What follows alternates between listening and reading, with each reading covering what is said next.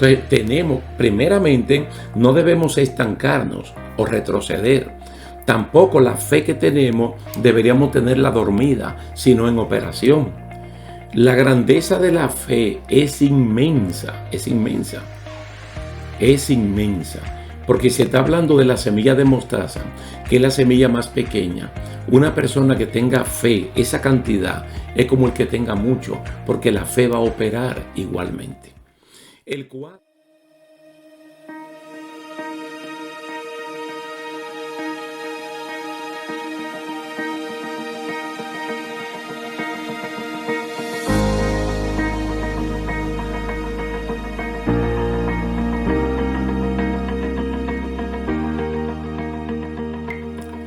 Dios le bendiga, Dios le guarde, mis queridos hermanos. Es un placer estar con ustedes en el día de hoy en la conclusión de esta serie de estudios bíblicos entrenados para vencer. Vamos a ver el día de hoy la conclusión, ya el capítulo final, dándole gracias a Dios que nos ha permitido llegar hasta aquí, esperando haber sido de mucha bendición en la vida de ustedes, como esto ha sido de bendición en la vida mía. Ya vimos los 4 ingredientes para la victoria que nosotros tenemos que obtener. La esperanza, la paciencia, la confianza y la fe. Que son como 4 hermanas que andan juntas para arriba y para abajo. Y todo eso está en Hebreos capítulo 10. En el día de hoy vamos a ver un solo versículo también, pero en Hebreos capítulo 12. Hebreos capítulo 12, versículo 2. Nos dice, puestos los ojos en Jesús, el autor y consumador de la fe. Bellas palabras.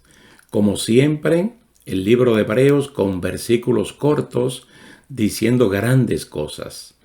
Y me llama siempre la atención de manera poderosa que el capítulo 12, lógicamente, pues le sigue al capítulo 11. Pero el contenido del capítulo 11 es de nombres. Nombres de hombres y de mujeres, nombres de jóvenes y de adultos. Al fin y al cabo, nombres de héroes, de heroínas de la fe. Personas que están allí porque mediante la fe tuvieron un gran testimonio. Dando a entender esto que si nosotros pusiéramos la vista en alguno de ellos no estaría mal. Mas sin embargo no es lo que la Biblia quiere. Por eso el capítulo 12 lo que nos dice es que nosotros, al igual que ellos, pongamos los ojos en Jesús. Tú ves, puestos los ojos en Jesús, eso te dice inmediatamente que Abel lo que hizo fue poniendo los ojos en Jesús. Poniendo los ojos en Jesús.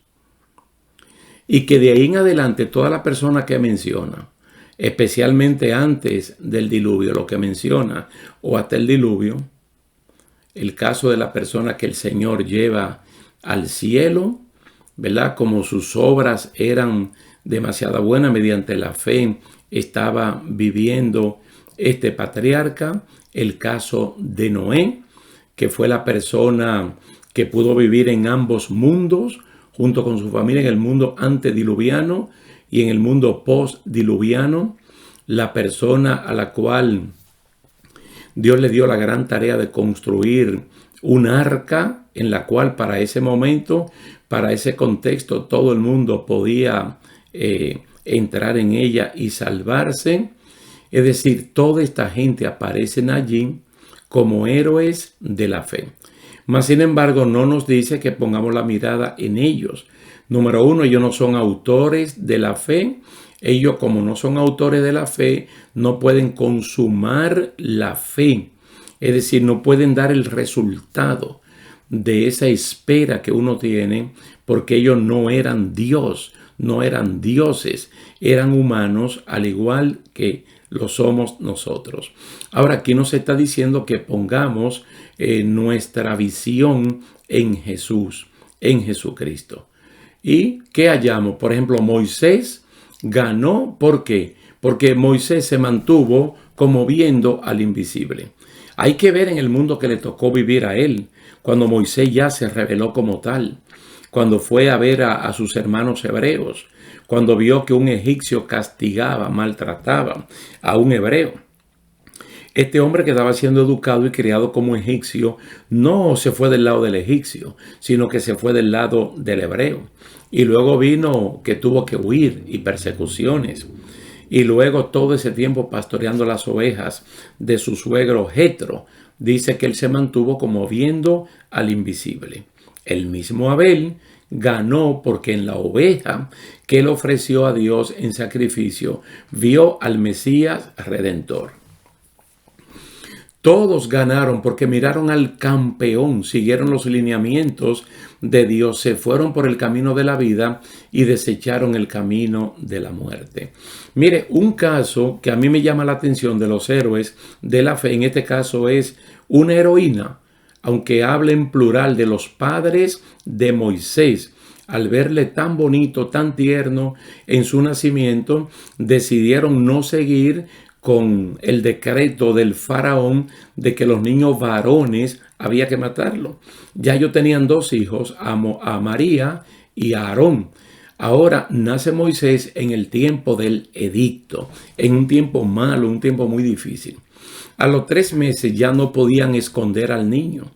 Entonces la mamá y el papá, pero básicamente esa mujer, la mamá de Moisés llamada Jocabed, es la que diseña, es la que planea mediante el ejercicio de la fe todo lo que ella hizo para colocar al niño en un barquito y ponerlo en el río hasta esperar algo bueno que le fuera a ocurrir. En este algo bueno que le fuera a ocurrir, entonces puso a María, su hermana mayor, como testigo para que ella sea como ese espía de la fe que puede ver lo que Jocabed no puede ver. María va a estar en un puesto para ver hasta dónde llega esta arquilla, este barquito que de hecho posteriormente comenzaron a llamarle Moisés a los barquitos estos, a las cunitas de los niños. Entonces vio que la hija de Faraón, junto con sus amigas, se estaba bañando y se dio cuenta que el niño era de los hebreos. Apareció María inmediatamente y le dijo, si tú quieres yo te busco una mujer para que te lo críe. ¿Y a quién fue a buscar? A su verdadera mamá. Entonces la hija de Faraón habló con la verdadera mamá de Moisés, que tal vez en ese momento no se identificó como tal, y le dijo, críame lo que yo te pagaré. Ahora mediante la fe ella puede criar a su hijo hasta los 4 o 5 años y también recibir paga. Y el niño tenía la protección porque si llegaban los guardias del ejército de Faraón, pues había autorización de parte de la hija del Faraón de que este niño era de él. Entonces eso está ahí en esa página gloriosa de la palabra del Señor a finales del libro de Génesis y a principio del libro de Éxodo, donde aparece ya de lleno la historia de este hombre llamado Moisés. Para ganar esta batalla hay que pisar donde Jesús pisó. Hay que imitar a Jesús y nunca quitar la mirada de él. Es que no hay que inventar nada porque ya todo está establecido para que uno salga triunfante. Vivimos nuestra vida normal, cotidiana, como Dios quiere que la vivamos, pero siempre poniendo los ojos en Jesús. Entonces establecemos los mismos principios que Jesús practicó. Por ejemplo, Cristo, siendo quien era, oraba diariamente. Cristo sacaba tiempo para ayunar. Cristo podía visitar el templo o la sinagoga. Cristo podía leer la palabra o escuchar a otro que le estuviera leyendo. Jesucristo asistía a los necesitados, daba el frente a todos. Jesucristo, mientras fue menor de edad, estaba sujeto a sus padres terrenales. Cuando tenía que hacerlo, trabajaba. Él sabía quién era, de dónde había venido y cuál era su propósito aquí en la tierra. En otras palabras, Jesús era dueño de sí mismo, cosa que usted y yo podemos tener dominio propio y ser dueños de nosotros mismos. Cuando tenemos principios, cuando tenemos fundamentos, nosotros podemos vivir esta vida y no contaminarnos. Ahora, si los fundamentos son removidos, se echa a perder todo. Jesucristo no lo removió, nosotros tampoco. Tenemos que removerlo. Y Jesús, el Jesús humano, recibió todo tipo de pruebas, improperios, tribulación, todo. Como también nosotros lo podemos pasar, pero la victoria es nuestra. Miren, los momentos de tristeza, de dolor, de angustia, de desesperación, así como Cristo tuvo un Getsemaní, usted también tenga su Getsemaní. Doble sus rodillas, póngase en oración, ore a Dios, buscando la fortaleza y el hacer su voluntad. Mira que ese es un punto muy importante para nosotros, porque en ese Getsemaní, cuando Cristo sentía una carga enorme, abandonado por sus seres más íntimos, allí estuvo prácticamente solo. Entonces, como él se estaba muriendo, él le dijo a Dios: Señor, pasa de mí esta copa. Pero si la voluntad tuya es que yo me la tome, vamos arriba, yo estoy dispuesto. Pero si no es así, quítala. Y ahí estableció una forma de cómo nosotros debemos orar cuando sentimos esas cargas que son insoportables para nosotros. Señor, si esto es de parte tuya, yo estoy dispuesto a seguir. Pero si es el enemigo de la justicia, yo te ruego que me quites esto. Según Hebreos 5:7, si el temor es reverente, si estamos ofreciendo ruegos y lágrimas con acción de gracias al que nos puede librar, Él lo va a hacer. Él lo va a hacer. Usted no va a ver a Cristo en la cruz del Calvario diciéndole a Dios que lo libre, porque Él sabía que para eso había llegado. Mas, sin embargo, en el Getsemaní, Él le está pidiendo a Dios que lo libre, que lo saque de allí, a menos que Él haya cambiado los planes y en vez de ir a la cruz del Calvario y morir allá, le toque morir en el Getsemaní. Él aceptaba la buena voluntad de Dios porque es agradable y perfecta. Pero si es la presión que lo está matando, o el mismo diablo, porque allí dice la Biblia por el Evangelio de Lucas, que cuando él estaba orando era tan intensa la oración, el momento, que cuando él sudaba, era una especie de trombosis que le estaba dando, porque era sangre lo que él sudaba. Lo que salía por los poros era sangre, era sangre. Entonces se ve que la carga que él llevaba era enorme. Entonces un ángel vino del cielo y lo fortalecía. Quiere decir que de parte de Dios siempre va a venir la ayuda que nosotros necesitamos. No hay por qué volver atrás. A Dios no le agradan los que vuelven atrás. Todo está en el capítulo 11 de esta carta a los Hebreos. Nuestro penúltimo capítulo fue la fe, la fe. El justo por la fe vivirá, pero si retrocede, a Dios eso no le agrada. Entonces hay personas que lo comienzan diciendo los primeros, 2 capítulos de la carta a los Hebreos, o tal vez llegando hasta el capítulo 6 por ahí, no recuerdo ahora bien de memoria, pero está hablando de las personas que gustaron el don celestial. Gustaron del Espíritu Santo, de los poderes venideros, personas que se estuvieron moviendo en fe, personas que la justicia de Dios le fue imputada, pero retrocedieron. Tomaron ese cambio que tienen los carros, que se llama reversa, y le dieron para atrás. Entonces dice que a Dios no le agrada. La mujer de Lot, a Dios no le agradó.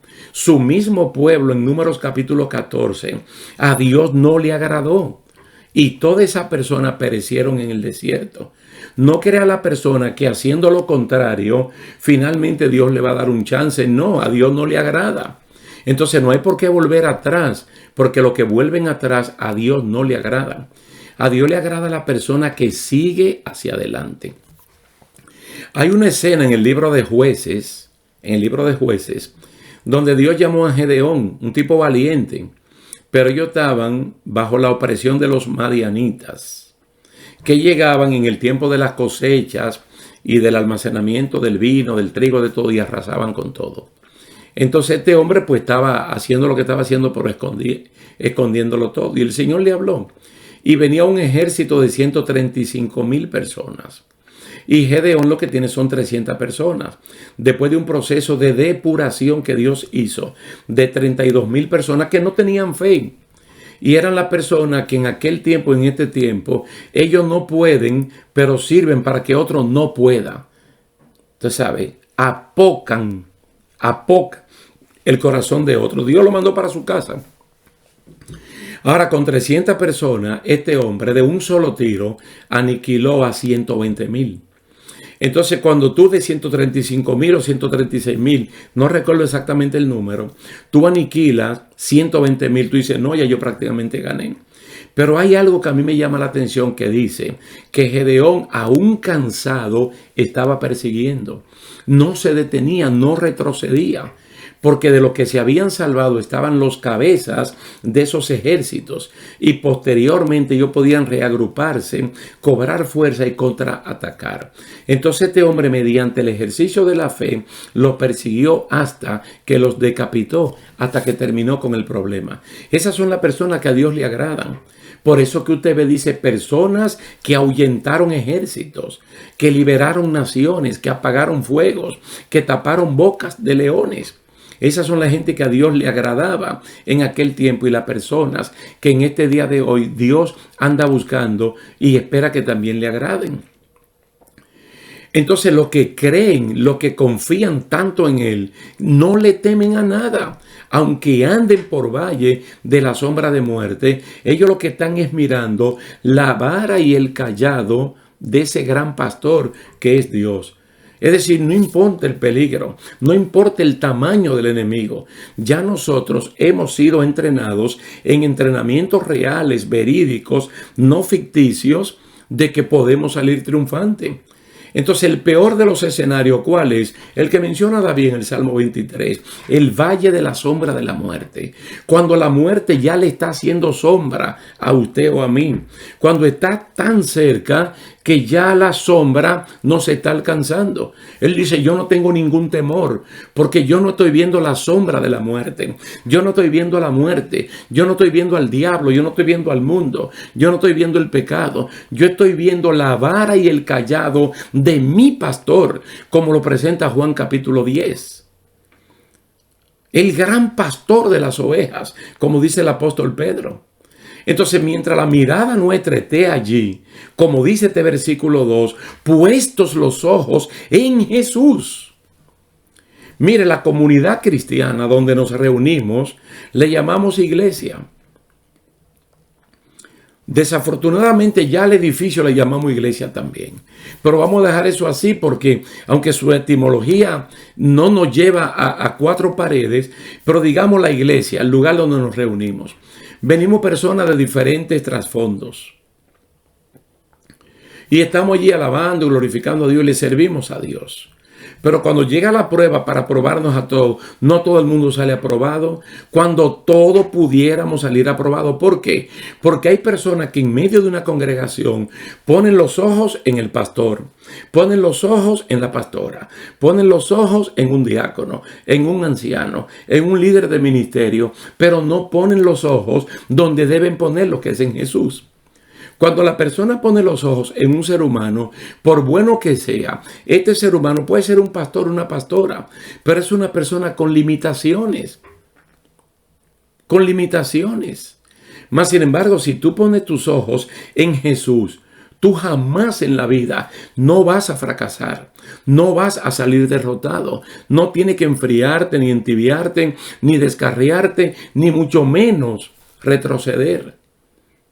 Porque Cristo no va a hacer absolutamente nada que te dé razón o motivo para tú volver atrás. Mira cómo dice 2 de Pedro capítulo 2, verso 20. 2 de Pedro capítulo 2, verso 20.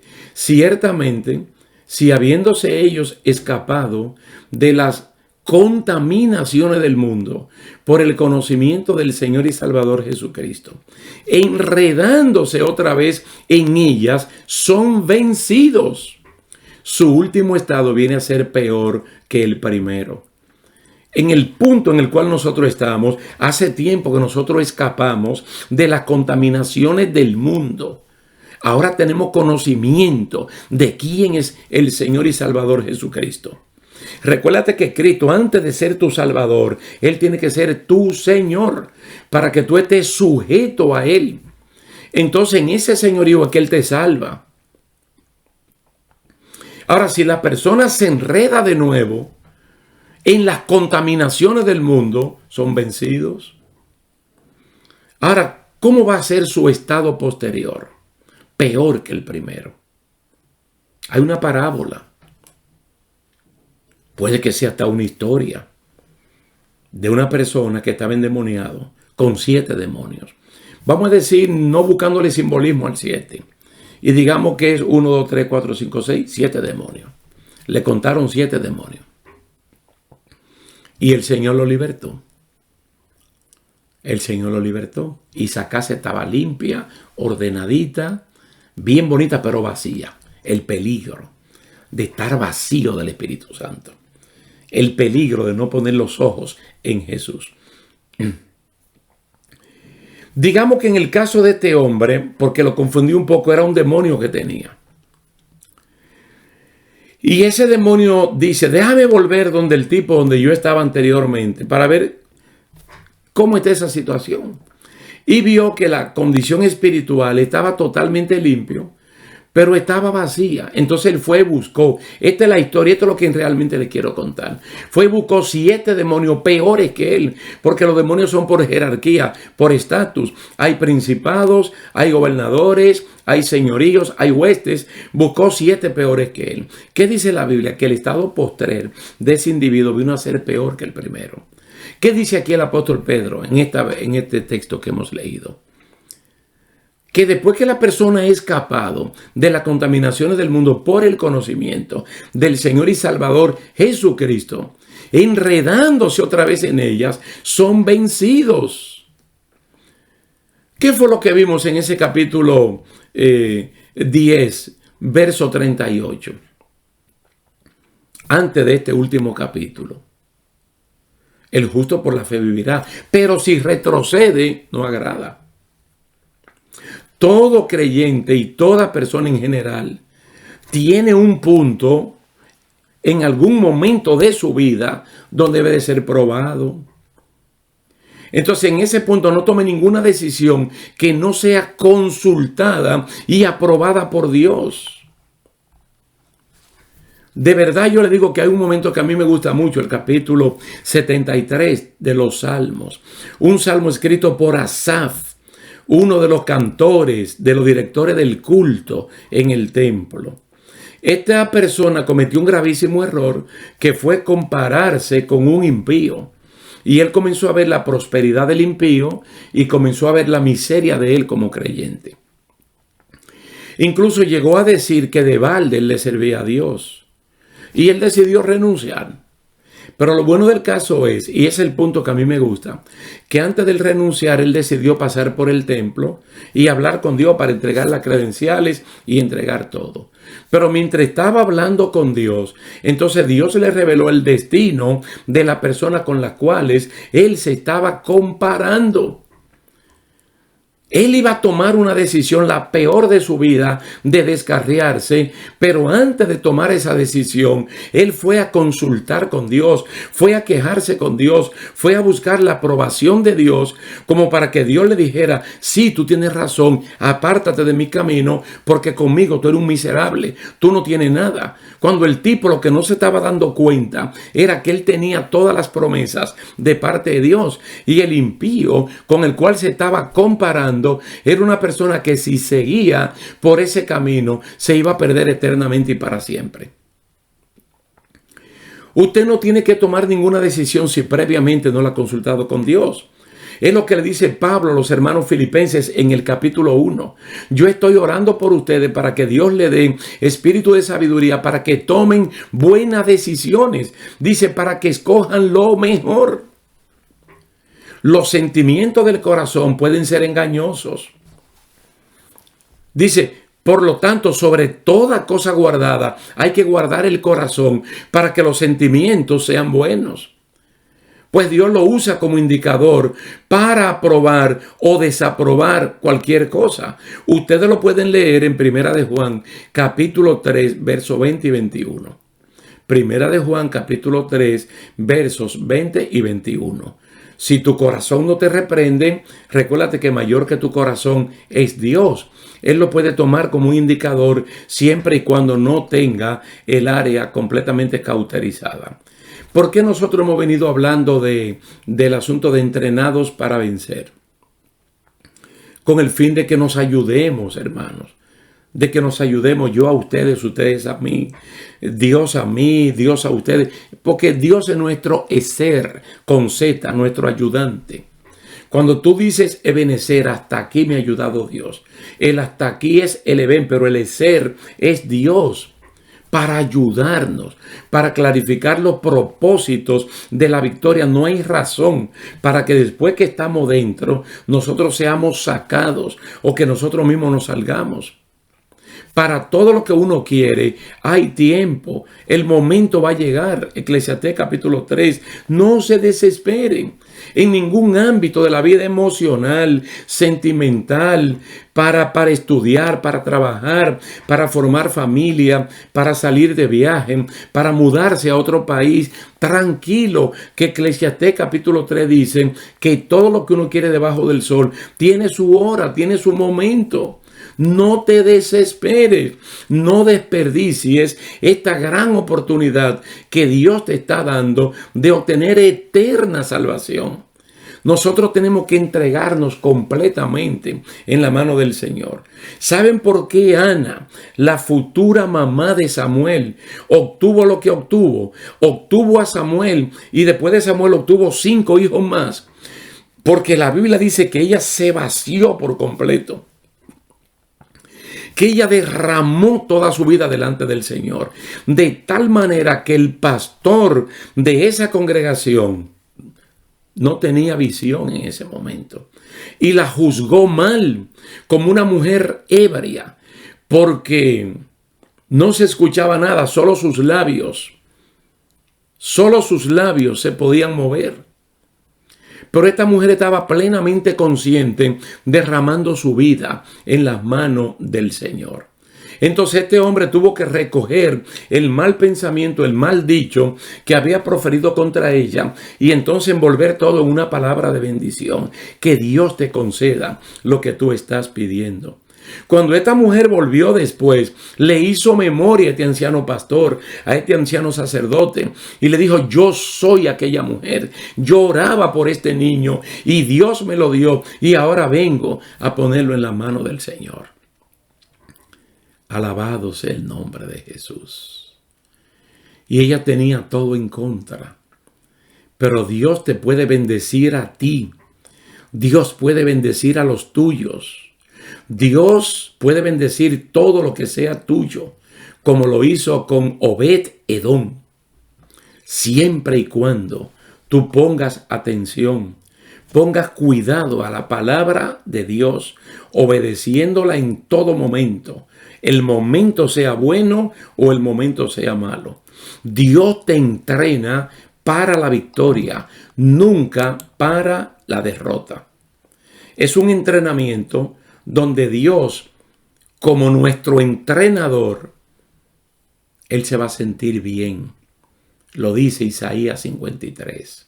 Cuando Él vea el resultado de su trabajo, Él se va a sentir perfectamente bien.